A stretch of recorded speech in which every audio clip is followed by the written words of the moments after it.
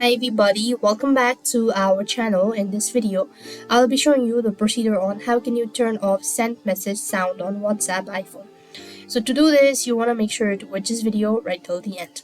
So what you want to do is, first of all, you simply want to make sure that the application is completely up to date.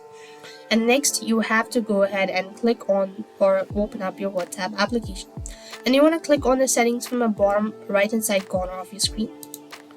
When you do it so, you want to scroll down right to the bottom and go to notification sections.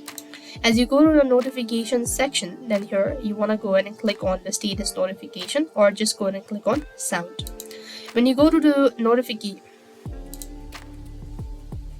so here what you want to do is at the bottom you have in-app notification. You want to click that out. After which, you then need to go ahead and toggle the button for sound. That means turn it off. And with that being said, you'll have successfully turned off send message sound on WhatsApp iPhone. That's all. I hope the video was helpful. Make sure to like, share, and subscribe. Thank you for watching. See you in the next video.